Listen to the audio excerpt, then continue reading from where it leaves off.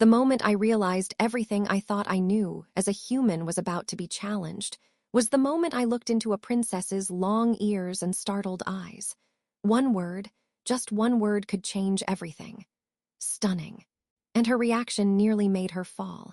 But that stumble opened a door to the hearts of two worlds.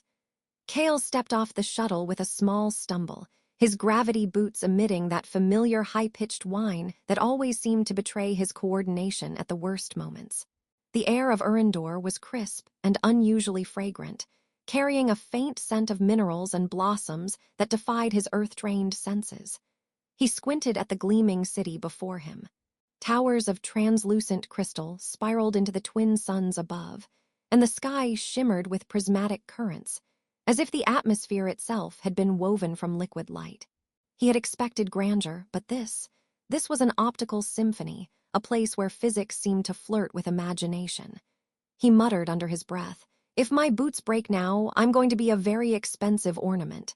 The small audience of hovering courier drones whirred past, indifferent to his panic, and he gave them a sheepish wave. The palace corridors were not so much built as grown. Organic shapes intertwined with engineered crystal lattices, and walkways appeared to float, tethered only by thin, glimmering threads of what looked like energy. Kael took a cautious step forward, which resulted in his boot briefly gliding through one of the semi-transparent platforms. He caught himself with a panicked lurch, arms flailing, and a soft, melodic laugh echoed down the corridor. "That, my friend, is what we call a moment of comedic tension," a voice said, dripping with amused lilt. Kael turned sharply, nearly tripping again, and found himself staring at Lyra. Her long ears twitched delicately, a subtle antenna of emotion, and her eyes held a light that made the crystalline walls pale in comparison.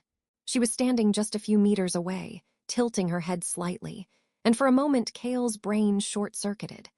Hello," he said, fumbling for something that sounded like diplomacy but probably resembled a nervous frog. "I mean, greetings. Your Highness."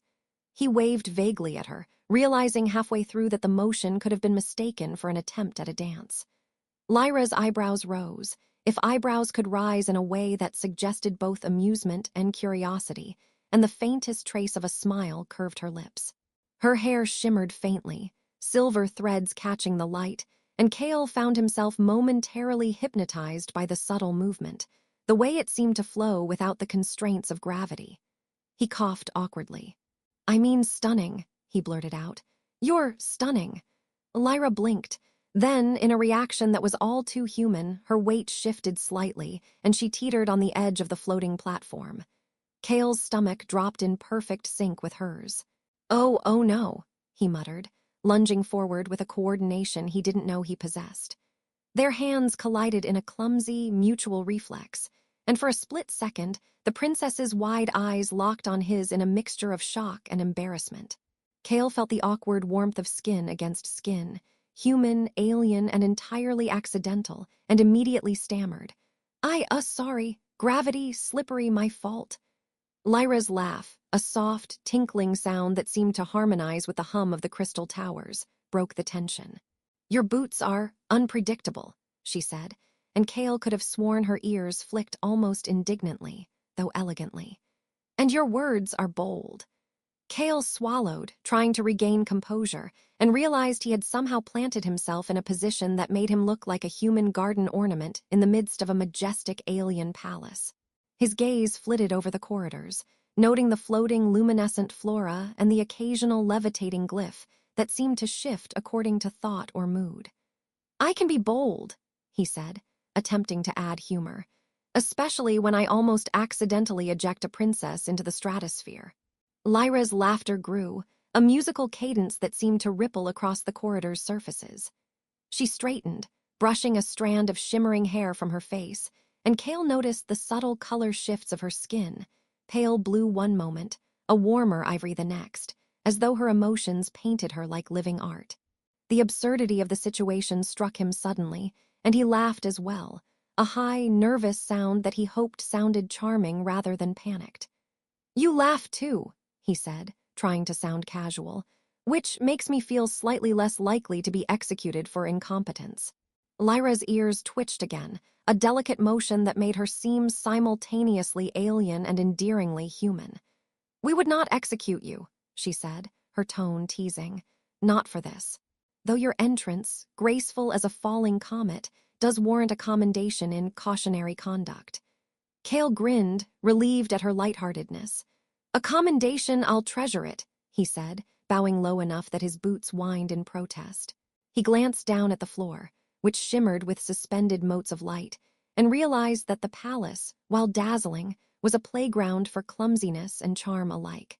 Their conversation shifted naturally from his awkward compliments to the oddities of Eryndor itself. Kael gestured at the floating glyphs that blinked in response to their conversation, and Lyra explained that they were memory echoes, remnants of recorded knowledge woven into the city's architecture. "They respond to emotion," she said, "and occasionally humor." Kael grinned. "Then I'm doing a great job," he said, stepping carefully over a floating platform that shuddered under his weight. "My awkwardness is officially a catalyst for laughter." The princess tilted her head, her hair catching the light in a silvery cascade. "A catalyst for laughter," she repeated, amusement softening her voice. "You are peculiar, human Kael." The name sounded strange yet intimate on her tongue, and Kael felt a warmth in his chest that had nothing to do with embarrassment.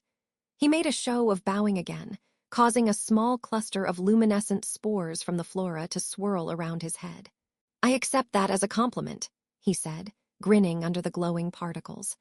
They moved through the crystal corridors together, Kael pointing out absurdities in his own culture, earth humor, odd human gestures, his own embarrassing clumsiness, and Lyra responded with delicate teasing, her long ears twitching in rhythm to her laughter. At one point, Kael attempted to demonstrate an earth handshake, accidentally slapping the side of one of the floating glyphs, which promptly emitted a high-pitched squeal that sounded suspiciously like a giggle. Lyra covered her mouth with her hand, her eyes sparkling with genuine amusement. "You are remarkably disruptive," she said, the corner of her lips twitching upward. Kael grinned sheepishly. "I prefer entertaining." The first encounter stretched on, with Kael learning not only the architecture of Eryndor, but the subtle language of its inhabitants. The way their ears communicated emotion, the way their skin shimmered with thought, the quiet humor woven into every gesture. He marveled at the twin suns, reflections on Lyra's hair and skin, noting how they seemed to mirror her shifting emotions, and realized that in the midst of this alien world, he felt a connection that transcended both species and protocol. And yet he remained hopelessly human, awkward, wide-eyed, and prone to saying exactly the wrong thing at exactly the right moment. As they paused on a balcony overlooking a cascade of floating gardens, Kael allowed himself a deep breath, savoring the strange, almost musical hum of the city. Lyra looked out as well, her long ears catching a faint wind that seemed to exist only to stir them, and for a moment neither spoke. Then Kael, ever the human with a nervous sense of humor, whispered, "If one of those plants falls on me, you're legally responsible." Lyra turned, a smile curving her lips, and quipped, "Then I shall be your protector, unless you insult my gravity skills again." Kael chuckled, his heart pounding in a mixture of fear and fascination. He realized, with an almost absurd delight, that this was only the beginning, that his missteps and awkward bravery had opened a door to something far more extraordinary than he could have anticipated. Trust, laughter, and perhaps the fragile stirrings of something neither human nor alien could yet name. The twin suns dipped slightly toward the horizon, painting the city in shades of molten gold and amethyst, and Kael, still marveling, still awkward, still entirely human, found himself walking beside a princess whose long ears caught the fading light and whose laughter, soft and melodic, would echo in his memory far longer than the city itself. And for the first time, the human felt not like a stranger on an alien world, but like a companion stepping carefully, humorously, and very, very deliberately into a new kind of wonder. Kael followed Lyra through the winding corridors of the palace, each step a careful negotiation with the floating walkways that seemed to shift imperceptibly underfoot. He had quickly learned that Eryndor's architecture was as much alive as its inhabitants, the crystalline structures responding to movement, thought, and occasionally, misfortune. A soft, melodious hum filled the halls, like the city itself was breathing, and Kael couldn't help but whisper to himself, "If this place ever develops a sense of humor, I am so in trouble." Lyra glanced over her shoulder, her long ears twitching in amusement, and Kael's heart lurched as if the motion alone had reminded him of gravity's subtle betrayals. "You do talk to yourself, human," she said, her voice light, teasing, yet devoid of judgment. And loudly. He grinned, adjusting the straps of his utility pack, which felt far too heavy for the delicate elegance of the palace corridors. "I find that talking to myself establishes authority," he said, half seriously. "Or, in my case, proves competence, depending on who's watching." Lyra laughed softly, a sound that reminded him of wind chimes caught in a gentle breeze, and Kael felt the tension of his first encounter melting into something warmer, something mischievously delightful. They reached a chamber that opened onto a vast garden suspended hundreds of meters above the city streets. Gravity was subtle here, playful rather than oppressive, and the flora seemed to float lazily, responding to shifts in air currents and energy currents alike. Some plants glowed faintly, their tendrils swaying as though conducting an invisible orchestra. Kael's eyes widened. "You grow your gardens upside down?" he asked, stepping carefully onto a platform that floated like a lily pad. One small step, and he felt himself lurch forward, only to catch himself by grabbing a nearby tendril, which bent but did not break, humming faintly at the touch. "Ah," Lyra said, tilting her head, "they are suspended. We call it the Levita's garden. Most visitors are terrified at first. You, however, seem unafraid, or perhaps just incredibly foolish." Kael bowed dramatically. "A combination of both, Princess. Fear is merely a suggestion. Foolishness is a lifestyle choice." Lyra's laughter tinkled again, this time drawing the attention of small, bioluminescent creatures that hovered like living lanterns among the floating blooms. Kael tried to extend his hands to mimic their gentle flight, flailing slightly as the low gravity caused him to wobble. "Look, I'm aerodynamically impressive," he said, almost toppling over before a particularly curious luminescent creature nudged his shoulder and steadied him. Lyra's eyes sparkled, the faint blush of amusement painting her pale skin a delicate lavender. "You are remarkably clumsy," she said, her voice playful, and yet strangely charming. "I have never seen a human interact with our gardens in this chaotic, yet entertaining manner." Kael laughed, feeling the tension dissolve further. "I'm glad my reputation precedes me. Mostly in warnings about human incompetence, I imagine." They wandered deeper into the garden, the floating plants creating a maze of shifting colors and scents. Kael's gaze was continually drawn to Lyra, the way her long ears caught stray glimmers of sunlight, the subtle movement of her hair that seemed almost weightless, the way her skin shimmered in response to emotion, reflecting violet, pale blue, and soft silver. He caught himself staring too often, muttering to himself, "She's like a walking light show that I am utterly unqualified to appreciate without gushing." Lyra raised an eyebrow, and Kael froze mid-step, aware that he had probably just tripped over an invisible energy thread. "Do you always narrate your own thoughts aloud?" she asked, a hint of amusement in her tone. "Only when the risk of falling is high," he replied, giving a mock bow, "and apparently always." A sudden gust of wind, subtle yet mischievous, sent one of the floating pollen pods spiraling toward him. Instinctively, Kael reached out, only to have the pod collide gently with Lyra, releasing a cloud of sparkling spores that danced around her. She sneezed, a high-pitched, melodic note that bounced off the crystalline walls and made Kael flinch. "I apologize," he cried, waving his hands helplessly. Lyra's laughter filled the garden, the sound rippling through the suspended plants like a symphony. "Your apologies are unnecessary," she said, eyes shining with delight. "Though your coordination, perhaps we can work on it." Kael shrugged. "Work in progress, I call it improvisational balance." They moved toward a cluster of larger floating platforms, each supporting a miniature grove of bioluminescent trees. Kael attempted to step onto one, misjudging the shift in energy, and tumbled gently, caught at the last moment by Lyra's outstretched hand. Their eyes met, and for a heartbeat, the garden and its levitating wonders faded into the background. Kael's nerves twanged, a mix of awe and exhilaration, but he masked it with a chuckle. "See, heroic save," he said, pointing at her. Lyra's ears twitched in subtle approval, though her lips curved into a small, amused smile. "Heroic, yes. Slightly unnecessary, perhaps." They paused at the edge of a crystalline waterfall that defied gravity, its water rising and falling in undulating currents, forming arcs of liquid light that shimmered like molten glass. Kael reached out to touch the water, and a ripple of energy pulsed through his fingertips, eliciting a soft, harmonic vibration that resonated in the platform beneath them. "It's alive," he whispered, awe-tinting his words. Lyra nodded. "The water contains memory echoes," she explained. "Moments, emotions recorded over centuries. It responds to touch, to thought, to laughter." Kael grinned, unable to resist a joke. "Then I hope it enjoys bad puns and awkward humans." Lyra chuckled, a melodic sound that seemed to harmonize with the vibrating water. "It may forgive your awkwardness," she said, "if it finds you amusing." Kael felt the lightness of the garden seep into him, a mixture of alien energy, soft luminescence, and the presence of the princess. They stepped onto a smaller floating platform, which wobbled under Kael's weight. Lyra tilted her head and raised a delicate eyebrow. "Perhaps you should lead less with enthusiasm and more with balance," she teased. Kael bowed dramatically. "Lesson accepted, Your Highness.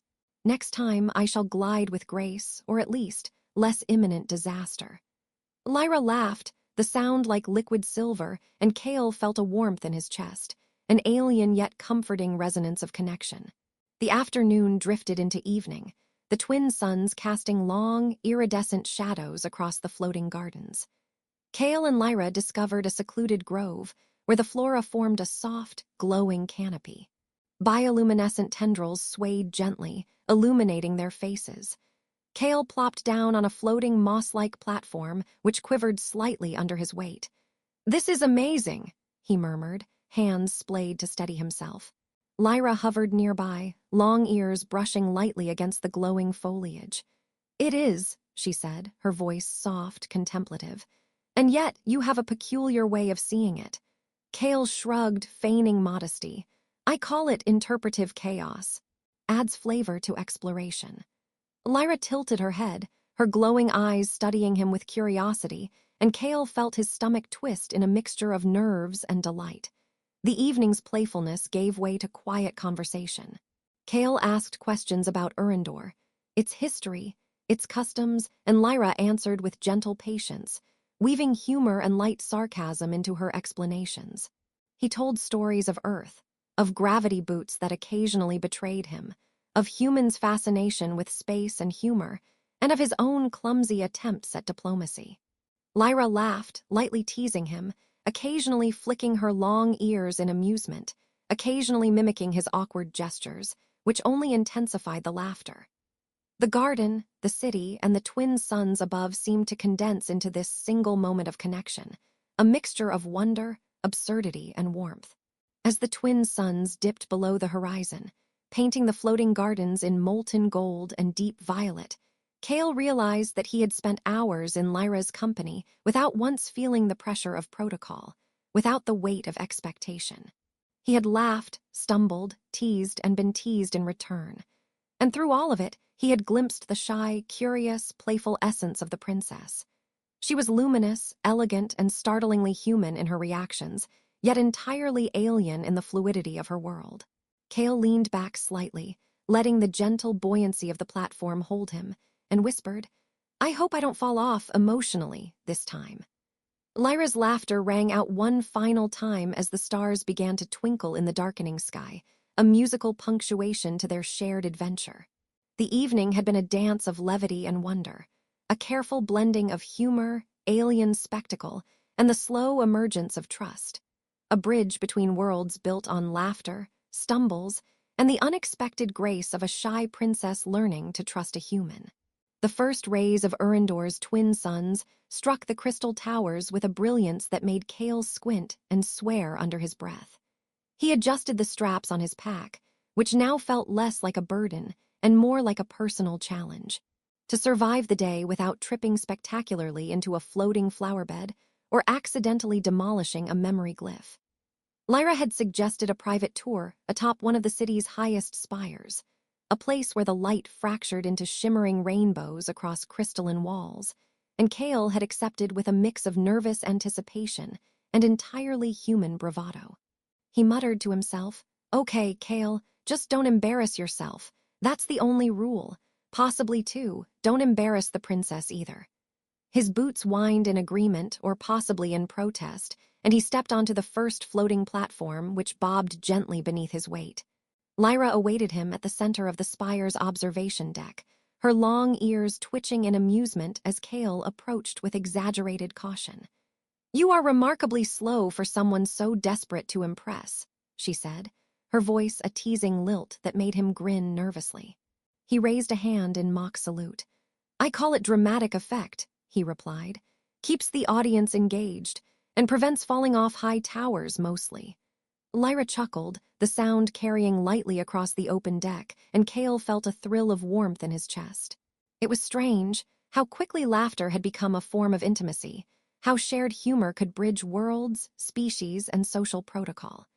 They moved toward the edge of the deck, where a cascade of floating gardens spilled below them, glowing softly in the early morning light. The gardens twisted and arched in impossible patterns, their bioluminescent blooms swaying gently, guided by currents of subtle energy. Kael couldn't resist.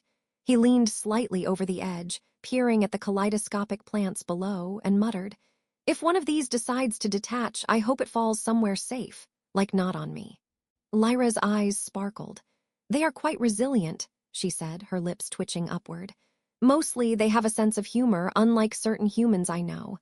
Kael laughed, tipping an exaggerated bow, guilty as charged. "But I promise, no plants will be harmed in my presence today. Hopefully." As they walked together across the deck, Kael found his movements less awkward, his boots responding more intuitively to the city's subtle gravity currents. He realized, with a mixture of pride and disbelief, that the alien world no longer felt entirely foreign. It was still strange, still dazzling, still filled with floating challenges that defied Earth physics. But he had learned to navigate it, to laugh at himself when necessary, and to appreciate the elegance of Lyra's subtle guidance. She, in turn, seemed more relaxed around him, her posture less formal, her laughter more frequent, and her eyes brighter with trust and curiosity. Kael gestured toward one of the crystalline walls, where memory glyphs floated, shimmering faintly with echoes of past events. "Do these things ever get bored?" he asked. "I mean, all this beauty and history, do they ever wish for a little chaos?" Lyra tilted her head, long ears flicking. "They enjoy amusement," she said, a smile curving her lips. "And they seem particularly intrigued by humans. Your gestures, your clumsiness, they delight in them." Kael shrugged, feigning modesty. "So I am a source of entertainment. I can live with that. Glory and fame through chaos." Lyra laughed, a sound that made the floating spores nearby shimmer with unexpected vigor. They paused at a small balcony, where a gentle breeze lifted strands of Lyra's hair, revealing the subtle shifts of color in her skin. Pale ivory melting into hints of silver and soft violet, emotions reflected in living luminescence. Kael's chest tightened. He had spent hours studying her, learning her rhythms, her quirks, her laughter, and he realized that admiration had evolved into something warmer, more tethered to the fragile edges of hope. "You're amazing," he said, blurting out words that surprised even him. Lyra froze, ears twitching in an elegant, human-like flutter. Her eyes widened slightly, a faint flush coloring her cheeks. You said that," she murmured, almost to herself. Kael swallowed, feeling the awkward weight of sincerity. "Yes," he said, his voice softer now, grounded in honesty rather than humor. "And I mean it. Not just because you saved me from falling in the garden, or because you taught me how to navigate this wonderland, but because of you. You're brilliant, graceful, and human in ways I never expected from someone so alien." Lyra's lips parted in a gentle smile, and for a heartbeat, the floating spires, gardens, and twin suns seemed to fade, leaving only the two of them suspended in a delicate bubble of trust and shared experience. A gust of wind lifted a few bioluminescent spores, which danced around Kael's head like tiny stars. He swatted at them playfully. "See, even the city is conspiring to highlight my awkward charm," he said. Lyra's laughter bubbled up, soft and melodic, and Kael felt the tension of protocol, of alien etiquette, dissolve entirely. "You are insufferable," she said, shaking her head, but the warmth in her voice betrayed amusement rather than reprimand. Yet endearing. They wandered across the deck toward a suspended bridge that led to a smaller tower, where the city's most ancient memory glyphs floated in gentle currents. Kael marveled at the way the glyphs responded to Lyra's presence, swirling around her in delicate arcs as if honoring her existence. "These memories," he said, stepping carefully, "they're beautiful, but they feel alive, like they breathe." Lyra nodded. "They do. They contain fragments of countless lives, emotions, and histories. They respond to resonance. Yours is unusual, honest, human, slightly chaotic, and it amuses them." Kael grinned sheepishly. "So basically, I'm an accidental tour guide, entertainer, and diplomat, all in one." Lyra's laughter followed him, wrapping around the words, transforming them into something lighter, softer. They reached the bridge, its thin crystalline floor vibrating faintly beneath their feet. Kael's instinct to overcompensate for every possible misstep kicked in, and he took a careful step forward, then stumbled slightly as the bridge reacted unpredictably. Lyra's hand shot out, steadying him, their fingers brushing. Kael froze, heat rushing to his cheeks, and Lyra's long ears twitched, a delicate antenna of emotion. "You are hopeless," she said, a teasing lilt to her tone.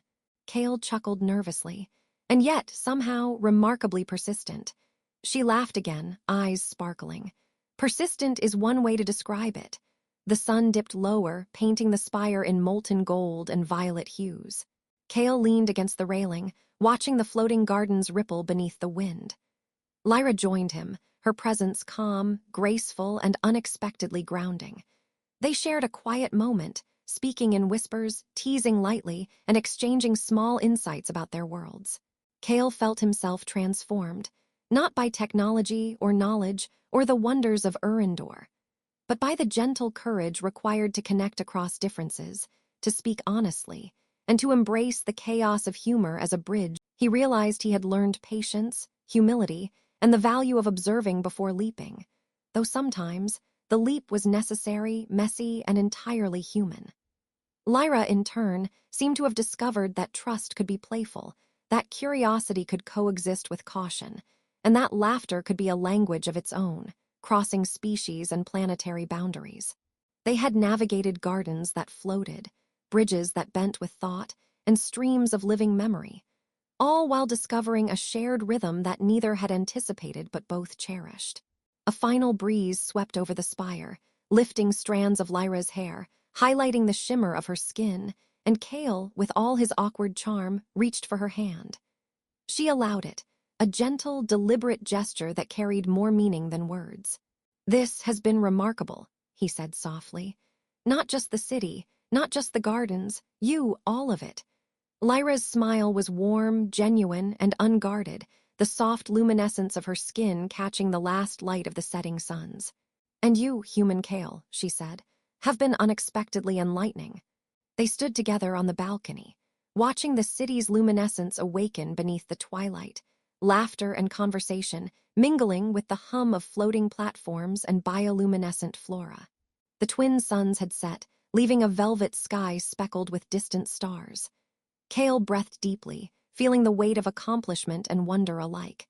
He had come as an observer, an outsider, and he left having bridged worlds not through technology or ceremony, but through humor, sincerity, and the fragile, extraordinary courage of human connection. Lyra's hand tightened slightly in his, and Kael understood that, for the first time, he was not merely a visitor in an alien world, but a companion who had found resonance across the unimaginable breadth of space, laughter, and light.